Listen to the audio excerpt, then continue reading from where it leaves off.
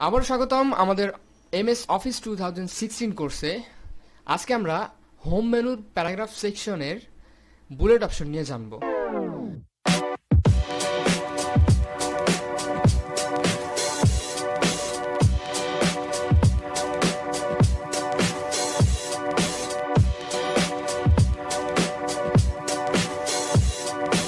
তো আসলে একটু জেনে নেই বুলেট অপশনটা আসলে কি। বুলেট অপশনটি হচ্ছে যে কোনো সেন্টেন্স বা যে কোনো প্যারা বা আর্টিকেল ইন্ডিকেট করার জন্য, কোনো সিম্বল দ্বারা অথবা কোনো নাম্বার দ্বারা ইন্ডিকেট করার জন্য। সো বুলেট অপশন ইউজ করে আমরা অটোমেটিক নাম্বার ইউজ করে আমরা যে কোনো সেন্টেন্স বা কোনো পয়েন্ট আকারে 1 2 3 4 ম্যানুয়ালি না লিখে আমরা অটোমেটিক এই বুলেট অপশনটি ইউজ করে অটোমেটিক নাম্বারিং করতে পারবো। সেটা দেখার জন্য আগে সিম্বল আকারে কিভাবে ইন্ডিকেট করে সেটা দেখে নেই। এখানে 3টি প্যারা আছে, এই 3টি প্যারা আমি ইন্ডিকেট করার জন্য সিলেক্ট করলাম। সিলেক্ট করে বুলেট অপশনে ক্লিক করলে প্রতিটি প্যারার লেফট সাইডে একটি সিম্বল দেখতে পাচ্ছি। এই সিম্বল দ্বারা আমরা সহজে বুঝতে পারছি যে এখানে 3টি আর্টিকেল বা 3টি প্যারা। এই সিম্বলগুলো আমরা আমাদের পছন্দ মতো, যেগুলো ইন্টারনাল কিছু সিম্বল দেয়া আছে, এখান থেকে আমরা ইচ্ছা মতো চুজ করে নিতে পারি। আর আমরা চাইলে এখান থেকে যদি ডিফাইন নিউ বুলেট এই অপশনটি ব্যবহার করে আমরা আমাদের সিম্বল কাস্টমাইজ করতে হইলে এখানে সিম্বলে ক্লিক করলে দেখছি না অনেক সিম্বল আছে, এখান থেকে যে কোনো আপনার পছন্দ মতো চুজ করতে পারেন। এখানে আরও অপশন আছে, এখান থেকে আমি সিম্বল নিতে পারি। সেখান থেকে আপনি কাস্টম সিম্বলগুলো নিতে পারবেন। সিম্বলের রাইট সাইডে আরেকটি মজার অপশন আছে, সেটা হচ্ছে পিকচার। এই পিকচার অপশনে ইউজ করে আমরা অনলাইন থেকে অথবা অফলাইন থেকে আপনার কম্পিউটারের হার্ড ড্রাইভে যেগুলো পিকচার আছে সেগুলো সিম্বল হিসেবে ব্যবহার করতে পারবো। যদি অনলাইনে করতে চান তাহলে এই অপশনটিতে বিং ইমেজ সার্চ, এখানে যদি আমি ইমেজ সার্চ করি তাহলে অটোমেটিক ইমেজ চলে আসবে, আপনি ওখান থেকে ইমেজ সিলেক্ট করে ব্যবহার করতে পারেন।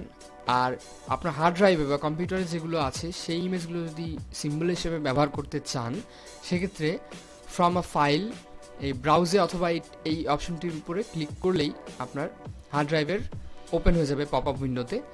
তো এর মধ্যে আপনি কোন পিকচারটি দিতে চান, যেমন আমি এই লোগোটি, আমাদের লোগোটি সিম্বল হিসেবে ব্যবহার করতে চাই, এর জন্য ক্লিক করে ইনসার্টে ক্লিক করে ওকে করলেই আমাদের লোগোটি এখন সিম্বল হিসেবে দেখতে পাচ্ছেন। আমাদের এই লোগোটি সিম্বল হিসেবে ব্যবহার করার পর একটু দেখতে পাচ্ছেন যে আমাদের এই সিম্বল ব্যবহার করার কারণে এখানে একটু বেশি গ্যাপ চলে এসেছে। সো এটা ঠিক করার জন্য আমরা আবার বুলেট অপশনের এই অ্যারো চিহ্নতে ক্লিক করে ডিফাইন নিউ বুলেটসে ক্লিক করে এই অ্যালাইনমেন্ট জায়গাতে দেখতে পাচ্ছেন, এই অপশনটি ব্যবহার করে আমরা সেন্টার যদি করি অথবা রাইট করলে ওকে করার পর দেখেন খুব বিষয়টা একদম সুন্দরভাবে সাজানো হয়ে গেছে। এখন আমরা সিম্বল দিয়ে কিভাবে ইন্ডিকেট করে সেটা জানলাম। এখন আমরা জানবো যে কিভাবে অটোমেটিক নাম্বারিং করা যায়। সের জন্য বুলেটস অপশনের ঠিক রাইট সাইডে যে অপশনটি আছে নাম্বারিং, এই নাম্বারিংয়ে ক্লিক করলে আমরা দেখতে পাচ্ছি লেফট সাইডে সিম্বলের জায়গায় 1 2 3 যে নাম্বারিংগুলো এসেছে এটা অটোমেটিক। আপনি এর পর যদি আরও একটি আর্টিকেল লিখতে চান, আমি যদি এই আর্টিকেলটা কপি করে আবার নিচে চতুর্থ আর্টিকেল হিসেবে এটা দিতে চাই, তাহলে আমরা খুব সহজে এই আর্টিকেলের পর এন্টার চাপলে অটোমেটিক নাম্বার হয়ে গেল 4 নাম্বার, এখানে পেস্ট করে দিলাম। আমাদের 4 নাম্বার আর্টিকেলটি হয়ে গেল 5 নাম্বার। এইভাবে আপনি যতগুলো আর্টিকেল দিবেন বা যতগুলো সেন্টেন্স লিখবেন এন্টার চাপলে অটোমেটিক নাম্বারিং হয়ে যাবে। এই নাম্বারিং এর অপশনটি আমরা যদি নাম্বারের মুডটি চেঞ্জ করতে চাই, নাম্বারের মুড পুরোটা সিলেক্ট করে নাম্বারে অ্যারো চিহ্ন ক্লিক করলে আমরা এখানে ইন্টারনাল কিছু নাম্বারিং মোড দেখতে পাচ্ছি। ABC, capital, small letter, ABC, এখানে ব্র্যাকেট আছে, রোমান সংখ্যা আছে, 1 2 3। আপনার যেটা প্রয়োজন, আপনার যেভাবে ভালো লাগে আপনি সেভাবে অটোমেটিক নাম্বারিং করতে পারবেন। আমরা একটু নিচের দিকে আসলে চেঞ্জ লিস্ট লেভেল, এই অপশনটি হচ্ছে আপনার নাম্বারিংটি বা আপনার আর্টিকেলটি নাম্বারিং বা ইন্ডিকেট করার পর কতটুকু লেফট সাইডে চলে আসবে বা কতটুকু লেফট সাইডে চলে আসবে এটি ডিফাইন করে। এটি যদি আমি এখানে ক্লিক করি দেখতে পাচ্ছি একটু লেফট সাইডে চলে গেছে। আপনি এখন এই লেফট সাইডে অন্য কিছু ব্যবহার করতে, কোনো পিকচার বা কোনো আর্টিকেল লেখার জন্য, কোনো সাইন বা কোনো পিকচার লোগো এগুলো ইউজ করার জন্য আপনি একটু পুরো আর্টিকেল সবগুলো রাইট সাইডে নিয়ে এসে লেফট সাইডটি ফাঁকা রেখে কাজ করতে পারবেন। এখন আমরা এই নাম্বারিং অপশনের ডিফাইন নিউ নাম্বার ফরম্যাট, যেভাবে আমরা ডিফাইন নিউ বুলেট কাজ দেখেছি ঠিক সেম কাজ ডিফাইন নিউ নাম্বার ফরম্যাটে গিয়ে আমরা ইচ্ছা মতো আমাদের নাম্বারিং ফরম্যাটটি চেঞ্জ করতে পারবো। যেগুলো ইন্টারনাল আছে ওগুলো বাদে এক্সট্রা কিছু ফিচার আছে, যেমন 1 2 3 ফার্স্ট সেকেন্ড থার্ড 0 1 0 2 আপনার কাজ অনুযায়ী কতটুকু যেই সিম্বল বা যেই নাম্বারিং মুডটি আপনার দরকার হবে সেটি ব্যবহার করতে পারবেন। এখান থেকে আপনি 1 2 3 ব্যবহার করতে চাইলে করতে পারবেন। এখানে ফন্টে গেলে আমরা আরেকটু মজার বিষয় জানতে পারবো। এখানে ইন্টারনাল অনেক ফন্ট আছে, এই ফন্টগুলো আমরা এইখানে দেখতে পাচ্ছেন। এই উইন্ডোতে অটোমেটিক আপনার ফন্টটি কোন ধরনের নেবেন সেটি চেঞ্জ করে আপনি ইচ্ছা মতো ফন্ট ব্যবহার করতে পারেন। ফন্টে আপনি ইটালিক করবেন না বোল্ড করবেন না বোল্ড ইটালিক করবেন, ফন্টের সাইজ কতটুকু হবে সেটি ডিফাইন করতে পারবেন। আপনি কালার চুজ করতে পারবেন যে কোন কালারের ফন্ট ইউজ করবেন। আপনি আন্ডারলাইন দিতে পারবেন, কোন আন্ডারলাইন ব্যবহার করবেন। এখানে অসংখ্য আন্ডারলাইন আছে ইন্টারনাল, এই আন্ডারলাইনগুলো আপনি ব্যবহার করতে পারবেন। আন্ডারলাইন কালার কি দিবেন সেটাও এখানে দেওয়া আছে। আপনি আপনার কাজের চাহিদা অনুযায়ী, আপনার পছন্দ অনুযায়ী আপনি আপনার নাম্বারিং মুড, অটোমেটিক নাম্বারিং মুডটি এভাবে কাজ করতে পারবেন। এখানে কিছু ইফেক্ট আছে, আমরা দেখতে পাচ্ছি ইফেক্টগুলো এই strike through, double strike through, superscript, subscript, all caps, hidden, এগুলো আপনি ইফেক্টগুলো ব্যবহার করে আপনার নাম্বারিং মোডটি আরও সুন্দর করে তুলতে পারবেন। এখানে সবগুলো মার্ক করা আছে, তার মানে সবগুলো মার্ক করার পরে যেভাবে আছে আপনি চাইলে আপনার ইচ্ছা মতো কাজ করে নিতে পারেন। কোনগুলো মার্ক আনমার্ক করে যেটা আপনার ভালো লাগে সেটা করতে পারেন।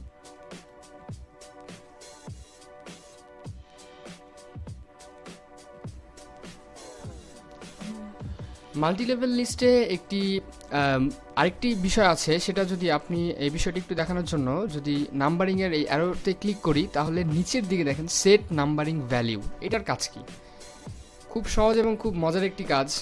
যদি আপনার প্রয়োজনে 1 2 3 4 যদি আপনি 1-এর পরে 2 না দিয়ে অন্য কোনো জাম্প করে 3 7 থেকে শুরু করতে চান, 1-এর পরে 7 অথবা 1-এর পরে 8 বা 1-এর পরে যে কোনো সংখ্যা আপনি যদি তারপর থেকে লিস্টটি করতে চান, সেই জন্য এই যে এখানে 2 লেখা আছে, 2-এর পর আপনি ভ্যালিউটি সেট ভ্যালিউ 2 না দিয়ে আমরা একটু বাড়িয়ে দিই 3 4 5 6 7 দিলে দেখুন ওকে করলে আমাদের 1-এর পরে 7 8 9 এইভাবে লিস্টটি হবে। সো এই অপশনটির এইটি একটি মজার একটি কাজ। আপনি আপনার প্রয়োজন অনুযায়ী যতটুকু যেভাবে নাম্বারিং করতে আপনার ইচ্ছা সেভাবে নাম্বারিং করতে পারবেন। এরপরে যদি আমরা আসি এই নাম্বারিং মোডের রাইট সাইডে মাল্টি লেভেল লিস্ট, এইটা খুব অসংখ্য ব্যবহার হয়ে থাকে আমাদের কোশ্চেন পেপার বা যে কোনো প্রফেশনাল কাজে। এই নাম্বারিং মোডের এই অপশনটি মাল্টি লেভেল লিস্ট খুব ব্যবহার হয়ে থাকে। তো আমরা মাল্টি লেভেল লিস্ট এভাবে ব্যবহার করার আগে ছোট্ট একটি বিষয় আগে দেখে নেই, সেটা হচ্ছে মাল্টি লেভেল লিস্ট আমরা এখানে ক্লিক না করে আমরা কাজ করতে পারি। সেটার জন্য একটি সেন্টেন্স আমরা লিখে রাখলাম। মনে করেন এই সেন্টেন্সটি আগে বুলেট করলাম, নাম্বারিং যদি করে রাখি 7 নাম্বার, সেই সেন্টেন্সের 7 নাম্বারে ধরুন যে এই পয়েন্টের কিছু, ধরুন যে এখানে লেখা আছে যে একটি বিষয়ের বৈশিষ্ট্য 1 2 3 4 5টা বৈশিষ্ট্য লিখবো আমরা। তো এর জন্য মাল্টি লেভেল লিস্টে ক্লিক করে করতে পারি। আর আরেকটা শর্টকাটে যেভাবে করতে পারি সেটা এখন আপনাদেরকে দেখাচ্ছি। সেটা হচ্ছে এন্টার চাপলে যে 8 আসবে, মানে 7-এর পরে 8, এই নাম্বারটি না করে আমি ট্যাব বাটনটি যদি চাপি তাহলে দেখতে পাচ্ছেন 7-এর A আমরা এখানে লিখতে পারি একটি বৈশিষ্ট্য। এন্টার চাপলাম B চলে আসবে 2টি বৈশিষ্ট্য, এন্টার চাপলাম C চলে আসবে 3টি বৈশিষ্ট্য লিখলাম। সো আপনি মাল্টি লেভেল লিস্ট এভাবে, এটার কাছে একটু পরে দেখাচ্ছি। এটার কাছে আপনাকে দেখালাম যে আপনি যদি 7-এর এই পয়েন্টটির যদি সাব পয়েন্ট বা সাব সেন্টেন্স লিখতে চান, বৈশিষ্ট্যর যেটা উদাহরণ দিয়েছি আপনাদেরকে, সো আপনি এন্টার চাপে একবার ট্যাব চাপলেই আপনার এই সেন্টেন্সটির এটা সাব সেন্টেন্স হিসেবে ব্যবহার হবে। আবার যদি আপনি এখানে যদি এই বৈশিষ্ট্য এই সি পয়েন্টেরও আবার একটি সাব পয়েন্ট লিখতে চান, আবার এন্টার চাপলে যে ডি আসলো, এই ডিটা আমি সি এর অন্য একটা অপশন লিখতে চাইলে আবার ট্যাব চাপলে দেখতে পাচ্ছেন রোমান সংখ্যায় 1 চলে এসেছে। আমরা এখানে আবার লিখে এন্টার চাপলে আবার 2 আসবে, আবার 3 আসবে, আবার 4 আসবে।